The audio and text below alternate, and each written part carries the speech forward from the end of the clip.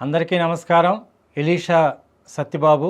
ఈ యొక్క శివశక్తి ఎక్స్పాస్టర్ ఛానల్లో నేను రెగ్యులర్గా బైబిల్ నుండి, భగవద్గీత నుండి అనేకమైనటువంటి విషయాలు మీకు తెలియజేస్తాను. నా యొక్క ఇంటర్వ్యూలో నేను ఈ క్రైస్తవ్యంలోనికి ఎలా వచ్చాను, ఈ క్రైస్తవ్యంలో ఎలాగా కొనసాగాను, ఈ యొక్క క్రైస్తవ్యంలో ఎంతకాలము నేను ఈ యొక్క బైబిల్ని బోధించాను, ఎన్ని సంవత్సరాలు బోధించాను, ఎంతమందిని మత మార్పిడి చేశాను, ఎన్ని సంఘాలు కట్టాను, ఎంత పరిచర్య చేశాను అనేది గడిచిన నా యొక్క ఇంటర్వ్యూ వీడియోలో నేను మీకు తెలియజేశాను. ఇప్పుడు శివశక్తి ఎక్స్పాస్టర్ ఈ యొక్క ఛానల్లో మరి నేను 3.5 సంవత్సరాలు ఈ పుస్తకాలను చదివాను.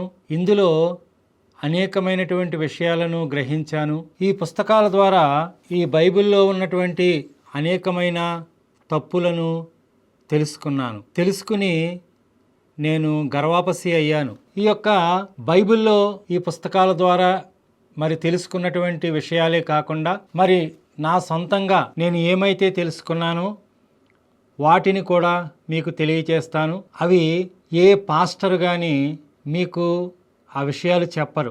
కాబట్టి ఈ యొక్క శివశక్తి ఎక్స్పాస్టర్ ఛానల్ని మీరు ఫాలో అవుతూ ఉండండి. ఈ బైబిల్లో ఉన్నటువంటి అనేకమైనటువంటి మరి తప్పుల గురించి నేను మీకు తెలియజేస్తాను. ఇంకా మీరు నేర్చుకోవలసినటువంటి ఆ విషయాలు ఎన్నో ఉన్నవి. అవి పాస్టర్లు మీకు చెప్పరు.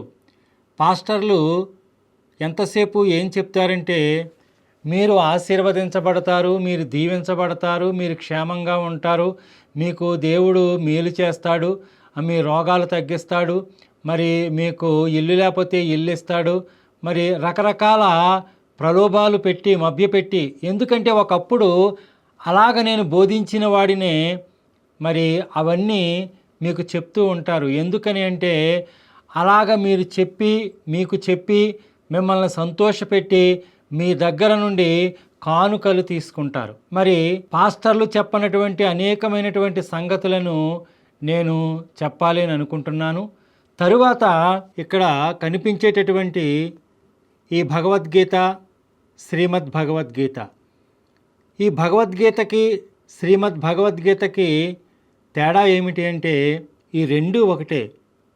చిన్న మార్పు ఏమిటి అంటే ఎవరినైనా ఒక వ్యక్తిని మనము పేరు పెట్టి పిలిచామనుకోండి, అంటే పలానా సపోజు రాంబాబు అని పిలిచామనుకోండి, అది ఒక రకంగా ఉంటుంది.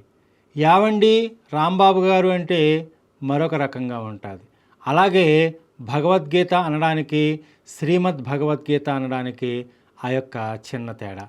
అయితే వీటిలో ఉన్నటువంటి మానవునికి అవసరమైనటువంటి మరి విషయాలు, వీటిలో ఉన్నటువంటి వాటిని, ఈ బైబిల్లో ఉన్నటువంటి వాటిని ఏముందో నేను మీకు తెలియజేస్తాను. భగవద్గీతలో ఏముందో, బైబిల్లో ఏముందో, మనిషికి అవసరమైనటువంటి అనేకమైనటువంటి విషయాలు మరి భగవద్గీతలో ఏమున్నాయో, బైబిల్లో ఏమున్నాయో మీకు తెలియజేస్తాను. అంతేకాకుండా ఈ యొక్క కరుణాకర సుగుణ గారు రాసినటువంటి 2 పుస్తకాల ద్వారా నేను తెలుసుకున్నటువంటి జ్ఞానము కానివ్వండి, విషయాలు కానివ్వండి, ఇవి మీకు తెలియజేస్తాను. ఇంకా నా సొంతంగా నేను ఏమైతే తెలుసుకున్నానో వాటిని కూడా మీకు తెలియజేస్తాను. తర్వాత ఈ బైబిల్ గ్రంథము ఆది కాండము మొదలుకొని ప్రకటన గ్రంథము వరకు కూడా ఈ గ్రంథాలలో అంటే 66 గ్రంథాలు, పాత నిబంధన 39, క్రొత్త నిబంధన 27 కలిపితే 66. ఈ యొక్క 66 గ్రంథాలలో ప్రతి ఒక్క అధ్యాయములో, ప్రతి ఒక్క వచనములో మరి ఏమైతే ఉందో దానిని చదువుతూ వివరిస్తూ నేను ముందుకు వెళతాను. ఈ బైబిల్ గ్రంథం అంతా కూడా మరి పూర్తి చేస్తాను.